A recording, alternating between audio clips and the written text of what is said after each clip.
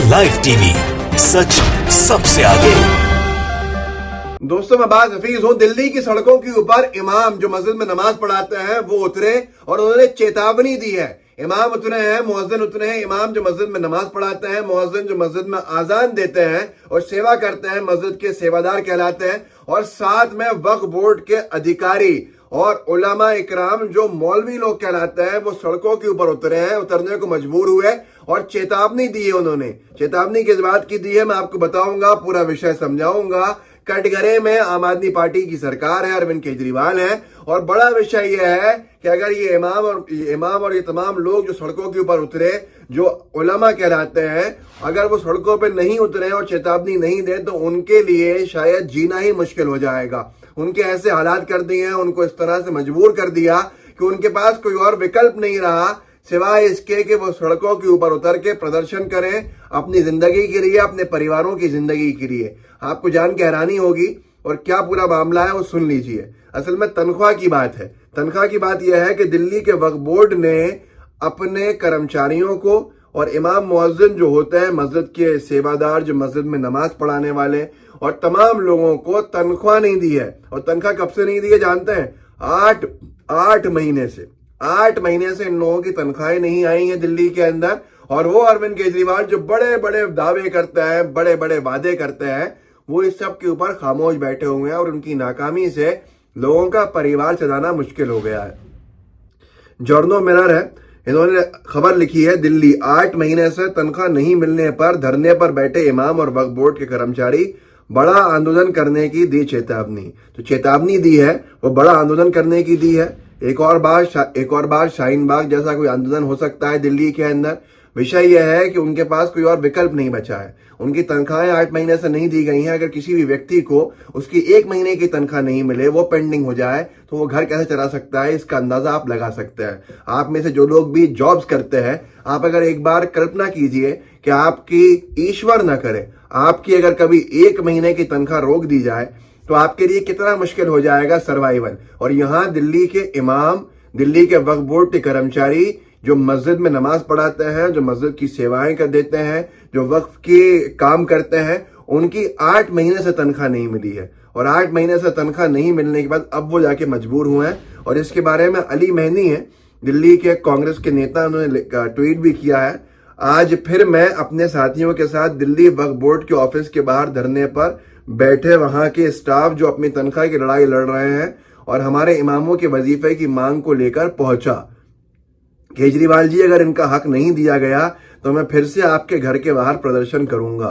और भी लोगों का साथ मिल रहा है और भी लोग साथ आ रहे हैं। लेकिन आप खुद सोचिए कि कितना भयावह चेहरा है अरविंद केजरीवाल जी और उनकी पार्टी का और उनकी सरकार का दिल्ली के अंदर। और खास तौर के ऊपर ये वो दिल्ली है जहां देश के प्रधानमंत्री मोदी जी बैठे हुए हैं। मोदी जी की नाक के नीचे, मोदी सरकार की नाक के नीचे, दिल्ली के वक्फ बोर्ड में जो अधीन आता है आम आदमी पार्टी की सरकार के, वहां पर मुअज्जिन इमामों की तनख्वाहें नहीं बटी हैं।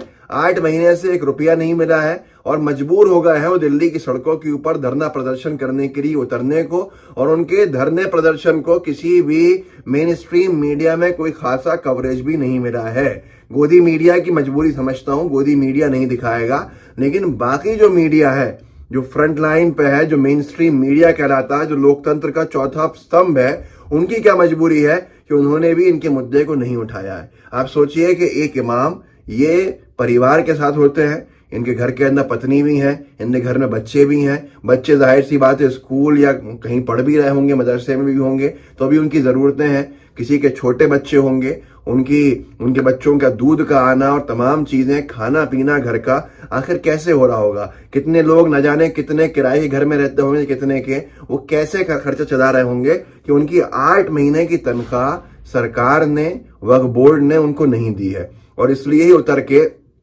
जो हमारा थंबनेल है कि उन्होंने सड़कों के ऊपर उतर के इमाम, मुअज्जिन और वक्फ बोर्ड के अधिकारियों ने चेतावनी दे डाली है। चेतावनी इस बात की है कि अगर अब भी उनकी मांगों को पूरा नहीं किया गया, जो जायज मांगे हैं, अगर उनकी तनख्वाहों को नहीं दिया गया, जो उनकी तनख्वाहें रुकी हुई हैं उनको देना, और जो आगे आने वाली तनख्वाह है वो समय पर मिलना अगर नहीं हुआ तो वो मजबूर हैं धरना प्रदर्शन करने के लिए। और ये एक गलती दिल्ली की सरकार की और उनके वक्फ बोर्ड की कितनी ज्यादा बदनामी और कितनी ज्यादा फजीयत अंतर्राष्ट्रीय स्तर पर कराएगी कि हमारे यहाँ पर धर्म गुरु जो धार्मिक कार्य करते हैं मस्जिदों के अंदर, वो मजबूर हो गए सड़कों के ऊपर बैठने के ऊपर, धरने देने के ऊपर, प्रदर्शन करने के ऊपर।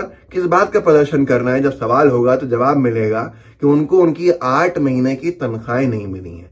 8 महीने की तनख्वाह मतलब लगभग 1 साल हो जाएगा कुछ महीने बाद कि उनको तनख्वाहें नहीं मिली हैं, और इसी को लेकर प्रदर्शन है। ये कई जगह पर होता है। पहली बात तो यह है कि इमाम और मुअज्जिन जो है, सरकार उनके वक्फ बोर्ड के माध्यम से तनख्वाहें बढ़ाती नहीं है। अगर तनख्वाहें आप जानेंगे भी तो आपको हैरानी होगी, किसी की 7,000 होगी, किसी की 8,000 होगी, किसी की 6,000 होगी, किसी की 10,000 होगी। ये बहुत ज्यादा होगी, और वो तनख्वाह भी रुक जाए और वो तनख्वाह भी नहीं आए तो इससे आप अंदाजा लगा सकते हैं कि कोई सेविंग तो वैसे भी नहीं हो सकती है। अगर 8-9 हजार रुपए तनख्वाह है महीने की, तो इसके अंदर सेविंग का सवाल नहीं खड़ा होता है कि आपके पास पुराना पैसा जमा हो। तो किस हाल के अंदर होगा दिल्ली के हर एक मस्जिद का इमाम जिसको वक्फ बोर्ड ने 8 महीने से तनख्वाह नहीं दी है।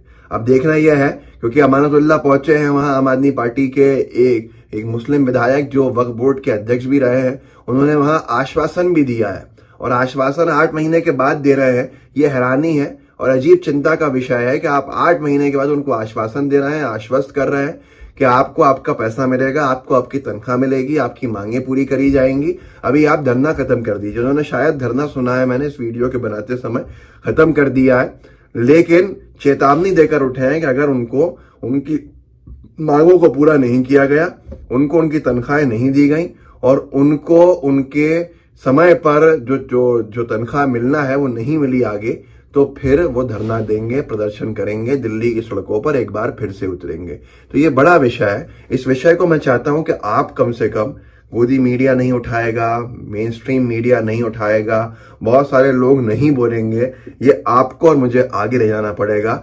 मैंने वीडियो बना दिया है, आप इसको कम से कम अपनी जिम्मेदारी इतनी कर दीजिए कि आप जितने लोगों को जानते हैं उन तक पहुंचा दीजिए। हो सकता है इनकी आवाज बनने का काम कोई और भी कर दे और कोई और भी इनके काम के लिए आवाज उठा ले। तो आपके व्हाट्सएप ग्रुप्स होंगे, उनमें जरूर शेयर कीजिएगा। आपके जो पर्सनल कॉन्टैक्ट्स हैं उनको भेजिएगा इस वीडियो को, और साथ में लाइव टीवी को सब्सक्राइब कीजिएगा, बेल आइकन दबाइएगा। लेकिन ये मुद्दा कुछ लोगों की जिंदगी से जुड़ा हुआ है, तो मैं सिर्फ आपसे यही मांग करता हूं कि उनके परिवारों की खातिर इसको गंभीरता से लीजिएगा और आगे भी चर्चा के अंदर इस मुद्दे को लाइएगा, और अपने स्तर पे जो कर सकते हैं वो जरूर कीजिएगा उनकी 8 महीने की रुकी हुई तनख्वाहों को दिलवाने के लिए, और साथ में उनकी आने वाले समय की तनख्वाह समय पर दिलवाने के लिए। होना तो ये चाहिए था कि हम मांग कर रहे होते कि उनकी तनख्वाहें बढ़ाई जाए, लेकिन अभी तो यही मांग है कि 8 महीने की जो उनकी तनख्वाहें रुकी हुई हैं वो उनको दी जाए। तो लाइव टीवी को सब्सक्राइब जरूर कीजिएगा। जय हिंद, जय भारत।